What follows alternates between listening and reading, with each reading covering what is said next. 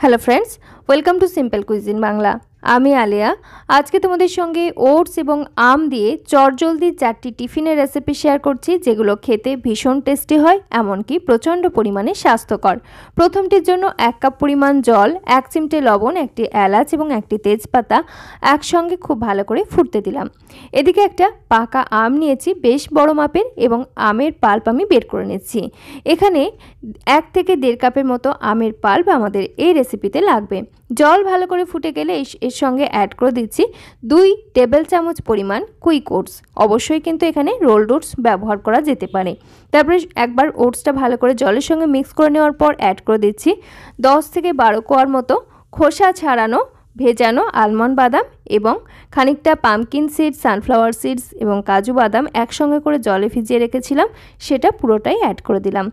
তারপরে সমস্ত কিছু একবার ভালো করে মিশিয়ে নিচ্ছি। এখানে তোমরা চাইলে অবশ্যই কিন্তু কিশমিশ এবং আরও কয়েক রকম নাটস ব্যবহার করতে পারো। সমস্ত কিছু ভালো করে সিদ্ধ হয়ে যাওয়ার পর যখন জলটা পুরোপুরিভাবে শুকিয়ে আসবে, সেই পর্যায় পর্যন্ত আমরা কুক করে নেব। মোটামুটি 3 থেকে 4 মিনিট টাইম লাগবে। এখান থেকে আমি তেজপাতাটা বের করে ফেলে দিলাম। তেজপাতার যে সুন্দর একটা গন্ধ, সেই গন্ধটা কিন্তু এর মধ্যে সুন্দর করে ছড়িয়ে গেছে। এরপরে ফ্লেমটা অফ করে দিলাম, আর ঠান্ডা হয়ে এটা কিন্তু একেবারেই শুকনো শুকনো হয়ে আসবে। এবারে একটা ব্লেন্ডার জার নিয়েছি, তার মধ্যে এই পুরো ওটসের মিশ্রণটাকেই অ্যাড করে দিলাম। সঙ্গে দিয়ে দিচ্ছি খানিকটা খেজুর, মোটামুটি 5 থেকে 6টার মতো খেজুর বীজ ছাড়িয়ে রেখেছিলাম, অবশ্যই ধুয়ে নিয়ে সেটা পুরোটাই দিয়ে দিলাম। সঙ্গে আমের যে পাল্প আমরা আগের থেকে বের করে রেখেছিলাম সেটা দিয়ে দিলাম। দিয়ে একসঙ্গে ভালো করে ব্লেন্ড করে নিচ্ছি। যদি অসুবিধা হয় ব্লেন্ড করার সময়, সেক্ষেত্রে খানিকটা জল কিংবা লিকুইড মিল্ক ব্যবহার করতে পারো। তারপরে আমি এটাকে একটা এরকম স্কোয়ার শেপের মোল্ডের মধ্যে নিয়ে নিলাম, এবং এটাকে সুন্দর করে একবার ট্যাপ ট্যাপ করে দিলাম, উপরের দিকটা একটু সমান করে দিলাম, আর তারপরে এরকম একটা ক্লিং র্যাপ দিয়ে ঢাকনাটা বন্ধ করে দিচ্ছি। অবশ্যই ক্লিন র্যাপ কিন্তু ফুড গ্রেড হতে হবে।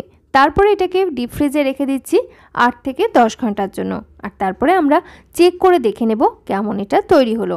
বন্ধুরা, এই পর্যায়ে অবশ্যই তোমরা কে কোথায় থেকে আমার ভিডিও দেখছো সেটা একটা ছোট্ট কমেন্টের মাধ্যমে জানিও, এবং রেসিপিগুলো কেমন লাগছে সেটি অবশ্যই জানাতে ভুলো না। এরপরে দেখো আমি একটা আইসক্রিম স্কুপ নিয়েছি, আর এটাকে কিন্তু খুব সুন্দর করে স্কুপ করে নেওয়া যাচ্ছে। তৈরি হয়ে গেল ভীষণই স্বাস্থ্যকর ওটস নাটস আইসক্রিম, যেটা আমরা যে কোনো সময় কিন্তু বানিয়ে ফেলতে পারি।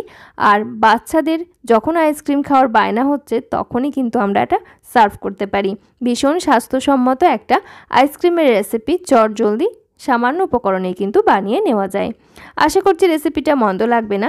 এরপরে আমরা চলে যাই ওটসের পরবর্তী রেসিপিতে, যেটা একদম ইনস্ট্যান্টলি মাত্র 10 থেকে 12 মিনিটেই বানিয়ে নেওয়া যায়। 1 কাপ ওটস সামান্য লবণ দিয়ে ভালো করে গুঁড়ো করে একটা মিহি পাউডার বানিয়ে নিয়েছি। ওটাকে মিক্সিং বোলে ঢেলে রাখলাম। তারপরে ওই একই গ্রাইন্ডারের মধ্যে একটা রুম টেম্পারেচারে থাকা ডিম, খানিকটা আমের পাল্প এবং 3 টেবিল চামচ পরিমাণ এখানে আমি গুড়ের পাউডার অ্যাড করেছি। তোমরা চাইলে মিশ্রি ব্যবহার করতে পারো। দিয়ে ভালো করে ব্লেন্ড করে একটা পিউরি বানিয়ে নিয়েছি। এইবারে এই ওটসের সঙ্গে 1/2 কাপ পরিমাণ রুম টেম্পারেচারে থাকা তরল দুধ অ্যাড করে দিলাম, আর যে পিউরিটা আমরা বানিয়ে রেখেছিলাম সেই পিউরিটা পুরোটাই অ্যাড করে দিলাম। দিয়ে সমস্ত কিছু একসঙ্গে খুব ভালো করে মিশিয়ে নিচ্ছি। এই রেসিপিতে তোমরা চাইলে অবশ্যই, যদি আমটা খুব বেশি মিষ্টি হয়, সেক্ষেত্রে কোনো রকম সুইটনার অ্যাড করার দরকার পড়বে না। একদম শেষের দিকে অ্যাড করে দিচ্ছি 1/4 teaspoon baking soda, 1/2 teaspoon baking powder, খানিকটা ম্যাঙ্গো এসেন্স এবং অ্যাপেল সাইডার ভিনিগার 1/2 চা চামচ। দিয়ে সমস্ত কিছু একসঙ্গে খুব ভালো করে মিশিয়ে নিচ্ছি। হাতের কাছে অ্যাপেল সাইডার ভিনিগার যদি না থাকে, সেক্ষেত্রে নর্মাল ভিনিগার ব্যবহার করা যেতে পারে। খুব ভালো করে মিশিয়ে নিলেই আমাদের বেশ একটা ফ্লপি ব্যাটার তৈরি হয়ে যাচ্ছে। আর এটাও আমরা কিন্তু যে কোনো সময় বানিয়ে নিতে পারি, যেহেতু বানাতে সময় খুবই কম লাগে। এরপর একটা আপে প্যান নিয়েছি, আর তার মধ্যে জাস্ট তেল সামান্য করে ব্রাশ করে নিচ্ছি। তোমরা যে কোনো নর্মাল প্যানেতেও কিন্তু বানিয়ে নিতে পারো। তো আপে প্যানের প্রত্যেকটা খাঁজে খাঁজে আমি 1 চামচ করে ব্যাটার দিয়ে দিচ্ছি। খুব একটা বেশি পরিমাণ ব্যাটার আমি এখানে ব্যবহার করছি না। আর নিচে আমি একটা মোটা তলযুক্ত প্যান বসিয়ে রেখেছি। ঢাকা চাপা দিয়ে মিনিট 2-3-এর মতো মাঝারি আঁচে এক সাইড কুক করে নিয়েছি, আর তারপরে আমি উল্টে নিচ্ছি। যদি আপে প্যান একটু মোটা তলযুক্ত হয়, সেক্ষেত্রে কিন্তু নিচেতে আর প্যান দেওয়ার প্রয়োজন পড়বে না। আমি এখানে একটা তাওয়া বসিয়ে নিয়েছিলাম আর তারপরে উল্টে পাল্টে সেঁকে নিয়ে কিন্তু আমি এখন এগুলোকে সার্ভ করে নিচ্ছি। দেখো দারুণ স্পঞ্জি একদম নরম তুলতুলে ম্যাঙ্গো আপে কেক কিন্তু তৈরি হয়ে গেছে। এটা তোমরা নর্মাল প্যানে বা নর্মাল চাটুতেও বানিয়ে নিতে পারো, জাস্ট আকৃতির পরিবর্তন হবে। তো এরপরে চলো আমরা চলে যাই 3 নম্বর রেসিপিতে। এখানে আমি 1/4 কাপ পরিমাণ ওটস নিয়েছি, এক্ষেত্রেও কুইক ওটস ব্যবহার করছি। ওটস একটু ড্রাই রোস্ট করে নিয়ে এর সঙ্গে অ্যাড করে দিলাম 1/4 চা চামচ পরিমাণ মৌরি। মৌরির পরিমাণটা তোমরা বাড়িয়ে বা কমিয়ে নিতে পারো, তবে এর থেকে বেশি পরিমাণে ব্যবহার করলে একটা উগ্র টেস্ট লাগবে। 1/4 কাপ সুজি একই সাথে অ্যাড করে দিলাম আর একটু ড্রাই রোস্ট করে নিচ্ছি। সুজিটা লাস্টের দিকে অ্যাড করলাম, জাস্ট এগুলোর মধ্যে যে এক্সট্রা ময়েশ্চারটা রয়েছে সেটা চলে যাওয়া পর্যন্ত একটু ড্রাই রোস্ট করে নেওয়ার পর ঠান্ডা করে তারপর ব্লেন্ডার জারে নিয়ে ভালো করে গুঁড়ো করে একদম মিহি একটা পাউডার বানিয়ে নিয়েছি। এরকম ড্রাই রোস্ট করে যদি গুঁড়ো করা হয় তাহলে পাউডারটা খুব সুন্দরভাবে তৈরি করে নেওয়া যায়। এরপরে এই পাউডারটাকে একটি মিক্সিং বোলের মধ্যে নিয়ে নিলাম, সঙ্গে প্রায় 1 কাপের মতো আমের পাল্প অ্যাড করে দিলাম। আর যে ব্লেন্ডারে আমি আমটার পাল্প বানিয়ে নিয়েছিলাম তার মধ্যেই 1/4 কাপ পরিমাণ জল দিয়ে দিলাম আর এই জলটা মিশ্রণের সঙ্গে অ্যাড করে দিলাম। এরপরে সমস্ত কিছু একসঙ্গে মিশিয়ে নেব, তবে দিয়ে দিলাম 1 চিমটের মতো লবণ। খুব ভালো করে সমস্ত কিছু মিশিয়ে নিতে হবে, বেশ ঘন ঘন একটা মিশ্রণ তৈরি হবে। এখানে জলের পরিমাণটা অবশ্যই একটু বুঝে ব্যবহার করতে হবে। আমি 1/4 কাপ পরিমাণ ওটস নিয়েছিলাম আর সেই পরিমাণ জলই কিন্তু এখানে ব্যবহার করেছি। এরপরে একটা প্যানের মধ্যে সামান্য সাদা তেল গরম করে নিয়েছি এবং তার মধ্যে এরকম ছোট ছোট করে গোল গোল সাইজ করে আমি ব্যাটার অ্যাড করে দিচ্ছি আর তারপরে উল্টে পাল্টে ভেজে নিচ্ছি। খুব কম সময়ের মধ্যে অল্প তেল ব্যবহার করেই কিন্তু তৈরি হয়ে যাচ্ছে আম এবং ওটসের মালপোয়া। এই মালপোয়া কিন্তু আমরা যে কোনো গরমের সময় অকেশানে বানিয়ে নিতে পারি, কিংবা ছুটির দিনে বাচ্চারা যখন অন্যরকম কিছু খেতে চায় সেই সময়ও কিন্তু বানিয়ে দিতে পারি। বেশ হেলদি হচ্ছে এবং খেতেও দুর্দান্ত হয়। ভিতর থেকে দেখো একদম সফট, আর এগুলো কিন্তু একদিন বানিয়ে 2 থেকে 3 দিন পর্যন্ত ফ্রিজে রেখেও খাওয়া যেতে পারে, লাঞ্চ বক্সেও দেওয়া যেতে পারে। বাচ্চা বয়স্ক সববার কিন্তু ভীষণ পছন্দ হবে। এরপরে চলো আমরা চলে যাই 4 নম্বর রেসিপিতে। এর জন্য আমি 1 কাপ পরিমাণ ওটস ফার্স্টে গুঁড়ো করে নিচ্ছি আর ওটস যখন ভালো করে গুঁড়ো হয়ে গেল তার মধ্যে আমি এখানে অ্যাড করে দিচ্ছি আমের পাল্প। এখানেও আমি কিন্তু 1 থেকে 1.5টার মতো আম ব্যবহার করব। প্রত্যেকটা রেসিপিতেই যে কোনো মিষ্টি ধরনের পাকা আম ব্যবহার করার চেষ্টা করবে। আমি এখানে হিমসাগর আম ব্যবহার করেছি। দিয়ে দিলাম 1/2 কাপের মতো তরল দুধ, দিয়ে খুব ভালো করে ব্লেন্ড করে এরকম একটা স্মুথ পিউরি বানিয়ে নিয়েছি। খানিকটা জল দিয়ে দিলাম, ব্লেন্ডারে জারটা বুলিয়ে মোটামুটি 1/4 কাপ পরিমাণ জল এখানে আমি দিয়েছি। তারপরে দিয়ে দিলাম যে পরিমাণ ওটস নিয়েছিলাম সম পরিমাণ গমের আটা, 1 চিমটে লবণ এবং খানিকটা মৌরি।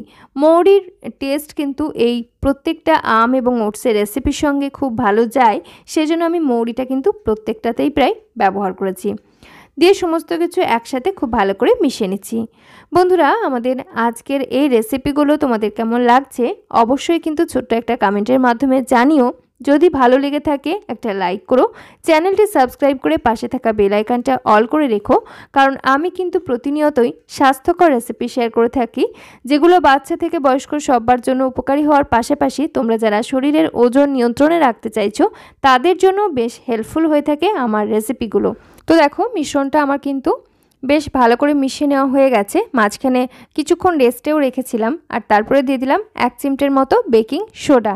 বেকিং সোডা ব্যবহার করার ফলে এর মধ্যে একটা ফ্লপি ব্যাপার তৈরি হবে এবং যার জন্য রেসিপিটা খেতে ভীষণ ভালো লাগবে। এরপরে আমাদের ব্যাটার কিন্তু পুরোপুরি রেডি হয়ে গেছে। এরকম একটা খুব বেশি পাতলা না খুব বেশি ঘন না মাঝামাঝি টেক্সচারের একটা মিশ্রণ তৈরি করে নিতে হবে। একটা প্যান গরম করে নিলাম এবং তার মধ্যে সামান্য পরিমাণ তেল ব্রাশ করে নিয়েছি। তোমরা চাইলে ঘি কিংবা বাটারেরও ব্যবহার করতে পারো। তারপরে 1 হাতা ব্যাটার দিয়ে দিলাম আর উপর থেকে খানিকটা সাদা তিল ছড়িয়ে দিচ্ছি। চাইলে কালো জিরেও ছড়িয়ে নিতে পারো, কিংবা যে সমস্ত সিডস আমরা ওয়েট লস রেসিপিতে বা ওয়েট লস জার্নিতে খেয়ে থাকি, যেমন হচ্ছে pumpkin seeds, sunflower seeds, flax seeds, এগুলোও কিন্তু ছড়িয়ে নেওয়া যেতে পারে।